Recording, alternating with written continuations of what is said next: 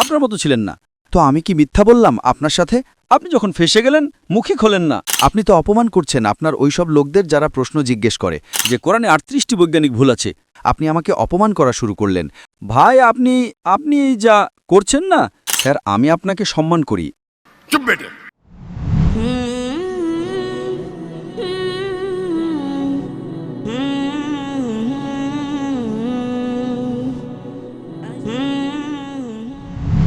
আমার নাম ইমরান গিল এবং আমি পেশার দিক থেকে একজন শিক্ষক এবং লাহোর থেকে এসেছি। আমার প্রশ্ন এটা যে আমি বাইবেল অনেকবার অধ্যয়ন করেছি এবং যেহেতু আমি ধর্মতত্ত্বের ছাত্র তাই আমি কুরআন মাজিদও অধ্যয়ন করেছি এবং এতে যখন আমি কুরআন মাজিদ অধ্যয়ন করলাম তখন জানা গেল। ভাই সাহেব, আপনার নাম কি বললেন? ইমরান গিল। আপনি মুসলমান না অমুসলিম? আমি খ্রিস্টান। খ্রিস্টান, ঠিক আছে। আর আপনার প্রশ্নটা আবার বলবেন? জি, আমি এটা বলতে চাচ্ছি যে আমি একজন শিক্ষক, ধর্মতত্ত্বের টিচার এবং বাইবেল মুকাদ্দাসের সাথে সাথে আমি কুরআন মাজিদেরও অধ্যয়ন করেছি। কিন্তু আমি দেখলাম যে সেখানে অনেক এমন আয়াত আছে যাতে বলা হয়েছে যে ইনজিল, তাওরাত এবং জবুরে হেদায়েত আছে, নূর আছে, রাস্তা আছে, সরল পথ আছে। যেমন সূরা মায়েদা, সূরা আম্বিয়া ও সূরা মুমিন রয়েছে। তাহলে যদি এমন হয় তো কেন এমন শিক্ষা দেওয়া হয় যে একদল মুসলমানরা বলে যে যতক্ষণ পর্যন্ত এই 4 কিতাবের ওপর ঈমান না আনব আমরা মুমিন নই, মুসলমান নই। কিন্তু অন্যদিকে কেন এটাকে পড়ে না? কারণ এটা আপনাদেরই ইসলামী কিতাব। আপনারা তো এসব কিতাবের ওপর ঈমান আনা ছাড়া মুসলমান হতে পারেন না। তাহলে সেগুলো পড়েন না কেন? আর আমাদের মাওলানা হজরতগণ কেন মুসলমানদের এসব কিতাব পড়তে নিরুৎসাহিত করেন যে এই কিতাবগুলো আপনারা না পড়েন? মাশাআল্লাহ ভাই, ইমরানের খুব ভালো প্রশ্ন, একদম ঝকঝকে পরিষ্কার।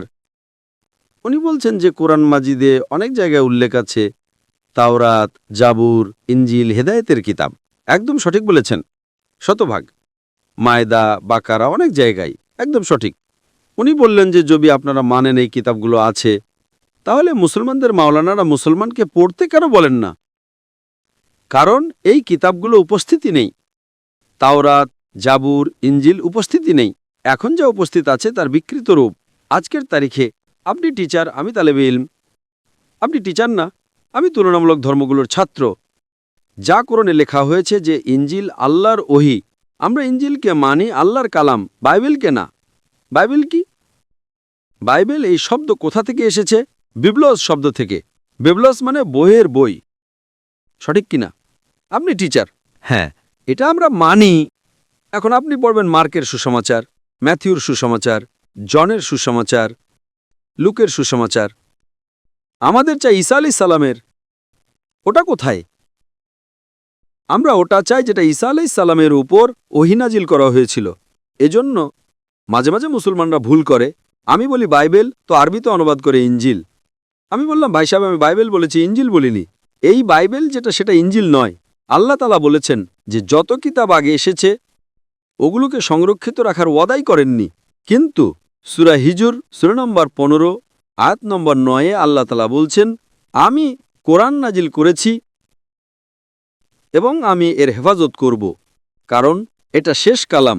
যত কালাম আমি আগে বলে ফেলেছি আমার উত্তরে, যত কালাম কোরআন মাজিদের আগে এসেছে কিতাবে লেখা আছে 4, তাওরাত, জাবুর, ইনজিল, কোরআন। কিন্তু সূরা রাদ সূরা নম্বর 13 আয়াত নম্বর 38 লেখা আছে যে আমি প্রতি যুগে একটি কিতাব নাজিল করেছি। ওয়ালিকুল্লি আজলিন কিতাব। ঠিক, কিন্তু যত কিতাবই কোরআন মাজিদের আগে এসেছে সেগুলো শুধু একটা সময়ের জন্য ছিল, একটি জাতি পর্যন্ত সীমাবদ্ধ ছিল এবং শুধু একদল লোকের জন্য ছিল। উদাহরণস্বরূপ, ইনজিল যা নাজিল করা হয়েছিল, কোরআনে লেখা আছে যে ঈসা আলাইহিস সালাম একজন পয়গম্বর হিসেবে প্রেরিত হয়েছিলেন বনী ইসরায়েলের জন্য। বাইবেলেও তার উল্লেখ আছে। তো ওটা সীমাবদ্ধ ছিল। তো যখন সীমাবদ্ধ, আল্লাহ ওটাকে সঠিক মনে করেননি যে ওটাকে সংরক্ষিত রাখবেন। আপনি টিচার, ভালো এডিশন এসে গেছে, বইয়ের edition, first edition, second edition, third edition. ভাই সাহেব, টিচার কলেজের, আপনি বলবেন ছাত্ররা ফার্স্ট এডিশন পড়ো। আপনি কি বলবেন? লেটেস্ট এডিশন পড়ো, সঠিক কিনা? আপনি বলবেন আপনার ছাত্রদেরকে, আরে ফার্স্ট এডিশন পড়ো। হ্যাঁ, কিছু লোককে বলবেন গবেষণার জন্য। আপনি বলবেন সব বাচ্চারা প্রথম এডিশন পড়ো। কেউ বলবে? পাকিস্তানের কোনো টিচার বলবে? হ্যাঁ কি না? আপনি কি বলবেন লেটেস্ট এডিশন পড়ো? যদি সায়েন্স পড়ান লেটেস্ট পড়ো।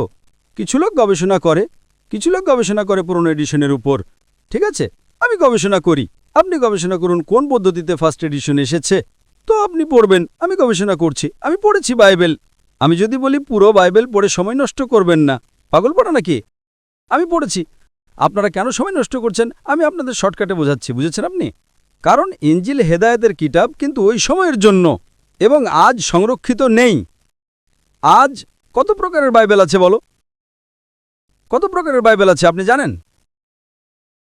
বাইবেলে কতগুলো ভার্সন আছে? বেশ কিছু ভার্সন আছে, বেশ কিছু। আপনার কিছু লিমিট কি? কিছুর সর্বোচ্চ সংখ্যা কত? কারণ এখানে 1 সেকেন্ড হয় 1 ঘন্টা। কিছু মানে কত? যতটাই হোক, আমি জানি না। না, আপনার হিসাবে। ভাই আমি পাঞ্জাবে আছি, আমি জানি না। ওই যে আপনার ভাই 1 সেকেন্ড 1 ঘন্টা বলে। আপনার কিছু কত হয়? 1000, 10,000, 100-র কম। 100-র কম ভুল। আমার লাইব্রেরিতে 200 বাইবেল আছে, 240।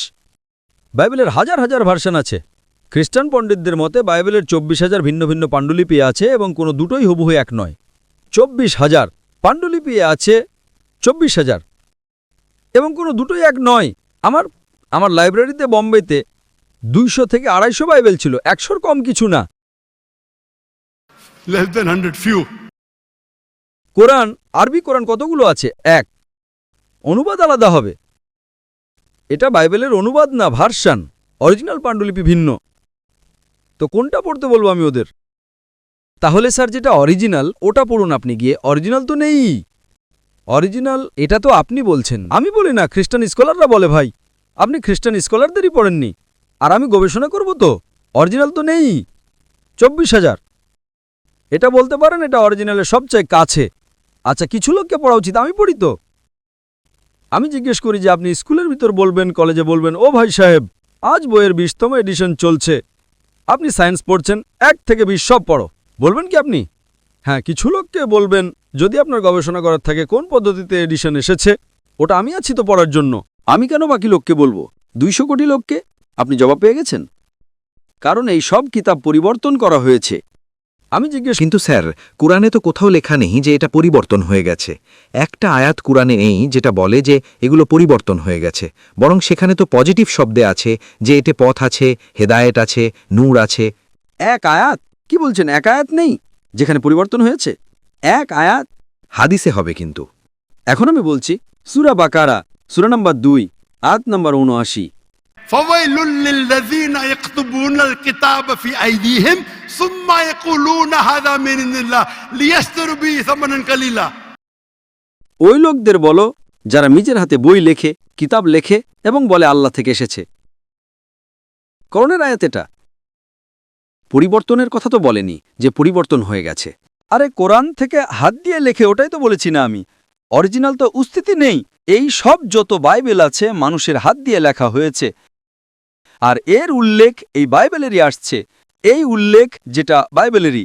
فويل للذين يكتبون الكتاب في أيديهم ثم يقولون هذا من عند الله ليشتروا به ثمنا قليلا فويل لهم مما يكسبون فويل لهم مما।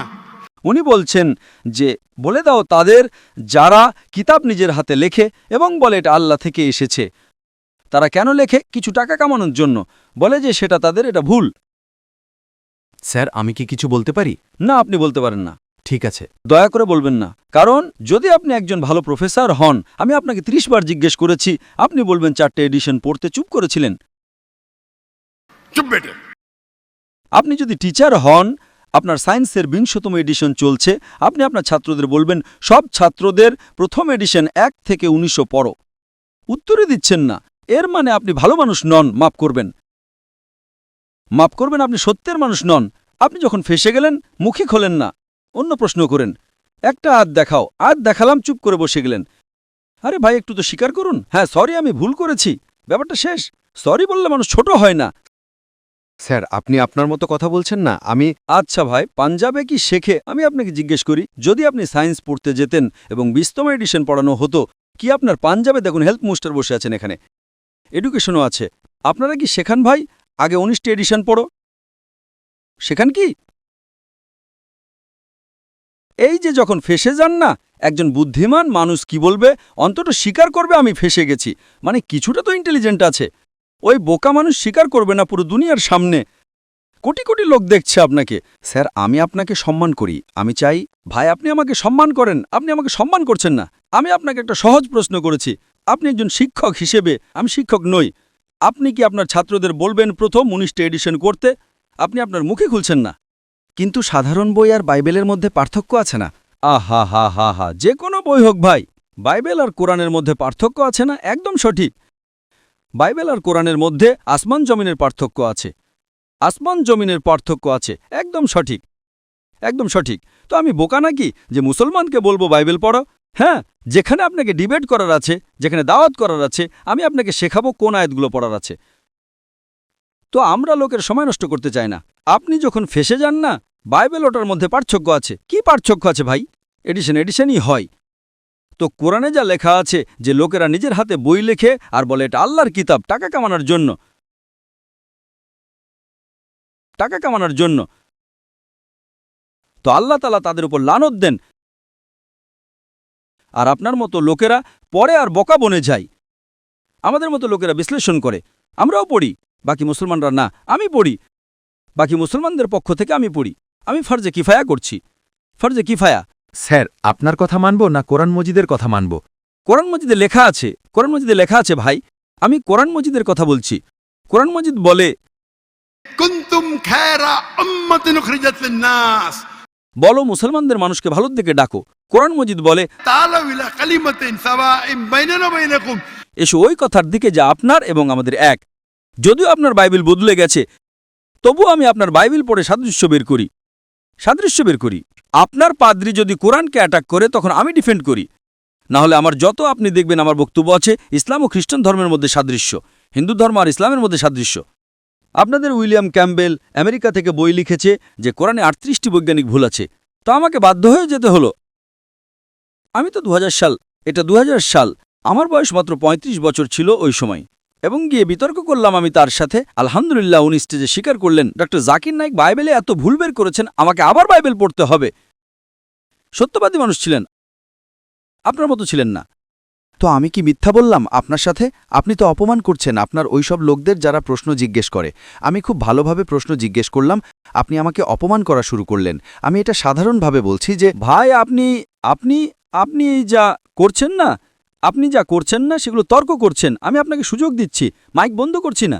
এত রাত 12:30টায় কোনো খ্রিস্টান মিশনারি ভিসাজের সমাবেশে অনুমতি দেবে প্রশ্নোত্তর করার জন্য? ওরা তো শুধু বক্তব্য দেয়, অপমান করছে।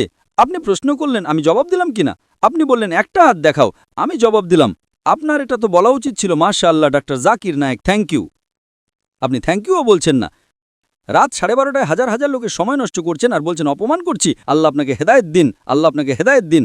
থ্যাংক ইউ বলার বদলে অপমান বলছেন। থ্যাংক ইউ, আপনি আমার প্রশ্নের জবাব দিয়ে দেন, অনেক ধন্যবাদ। ব্যাস, জবাব তো দিয়েও দিলাম আপনার। এক প্রশ্নের না 3টে প্রশ্নের জবাব দিলাম। কারণ বাইবেল এই ইঞ্জিলের বিকৃত রূপ। কোরআনে কোথাও লেখা নাই যে বাইবেল আল্লাহর কিতাব, কোরআনে লেখা আছে ইঞ্জিল। আজ ইঞ্জিল অরিজিনাল ফর্মে উপস্থিতই নেই। আজ যে বাইবেল আছে ইঞ্জিলের বিকৃত রূপ।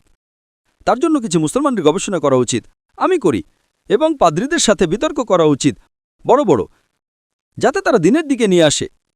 সব মুসলমানের সময় নষ্ট করার দরকারই নেই। আর যেখানে আপনি বললেন একটাও আয়াত দেখাও যা বিগড়ে গেছে, ওটা তো বলেছি আমি, যে লোকেরা লেখে কিতাব। আপনার 2-3টে প্রশ্ন সবগুলোর জবাব দিলাম।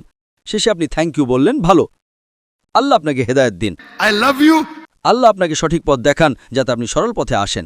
আপনাকে অনেক ধন্যবাদ। আমিও আপনার জন্য যিশুর নামে প্রার্থনা করব। ধন্যবাদ।